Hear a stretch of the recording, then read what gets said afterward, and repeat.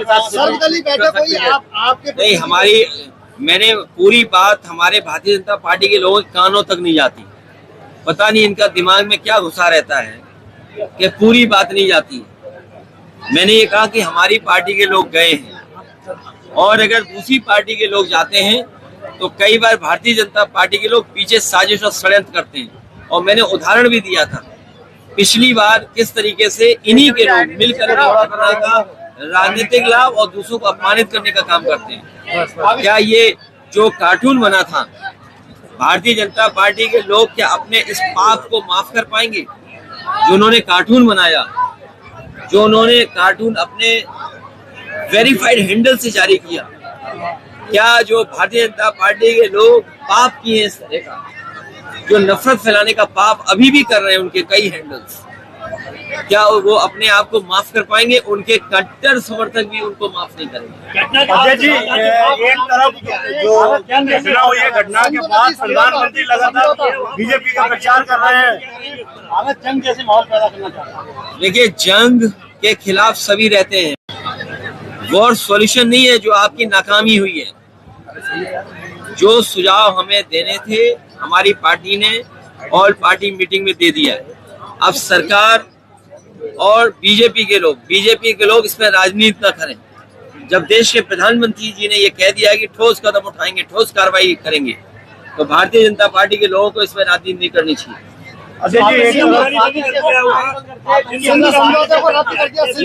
ये सरकार ही सही बता पाएगी, क्योंकि सरकार के पास एजेंसीज हैं। सरकार के पास कई एजेंसीज ऐसी हैं जो इंटेलिजेंस एजेंसीज हैं। कई एजेंसीज वहाँ काम करती हैं, एक दूसरे का सहयोग करती हैं। आर्मी है, सेंट्रल फोर्सेस हैं, वहाँ स्टेट फोर्स है, सेंट्रल इंटेलिजेंस है, स्टेट इंटेलिजेंस है। तो ये तमाम ऑर्गेनाइजेशंस वहाँ काम कर रही हैं। वो सरकार को पता होगा कि साजिश है, षड्यंत्र है या किसका इसके पीछे हाथ है। ये सरकार की जिम्मेदारी थी कि वहाँ सुरक्षा के इंतजाम अच्छे करें। और ये बड़े बूढ़े से लेके बच्चा आज कह रहा है कि वहाँ पर सिक्योरिटी लैप्स हुआ, सुरक्षा जितनी होनी चाहिए थी वो नहीं हो पाई।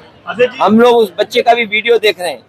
उस गुजरात की जो महिला है, जिस तरीके से उन्होंने बातचीत कही है, बीजेपी के लोगों को नकार दिया। राजस्थान में भी सुनने में आ रहा है, बीजेपी के लोग गए थे वहां पर, लेकिन उन्हें क्या सुन करके वापस आना पड़ा।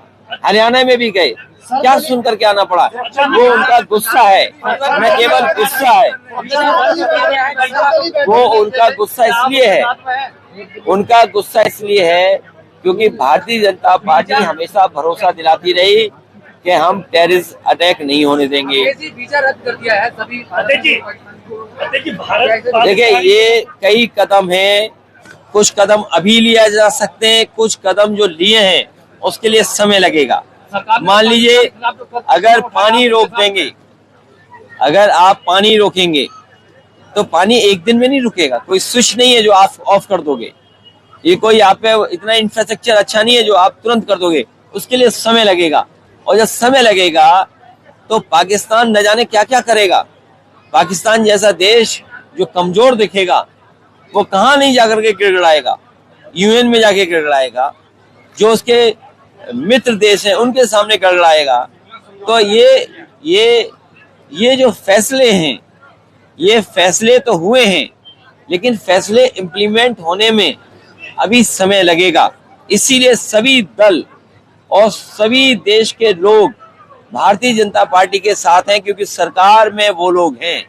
ये सरकार ने भरोसा दिलाया, इसीलिए तो टूरिस्ट गए वहाँ। सरकार ने तो भरोसा दिलाया था कि हम सिक्योरिटी पूरी दे रहे हैं, सिक्योरिटी का इंतजाम रखेंगे। इसी भरोसे पे तो टूरिस्ट गए थे। तो सिक्योरिटी कहाँ थी, इंटेलिजेंस कहाँ थी, फौज क्यों लेट पहुंची, मेडिकल असिस्टेंस क्यों नहीं मिली? वहाँ तो कई मुस्लिम जो थे उन्होंने मदद की। तो ये नहीं कह सकते हैं आपके हिंदू मुस्लिम की बात है, सवाल देश की है। वहाँ एक एक कश्मीरी, जिस तरह की घटना हुई है, एक एक कश्मीरी उसके खिलाफ है, क्योंकि उनका टूरिज्म से रोजगार जुड़ा है, उनका कारोबार टूरिज्म से जुड़ा है। वो कभी नहीं चाहेंगे कि ऐसी घटना हो।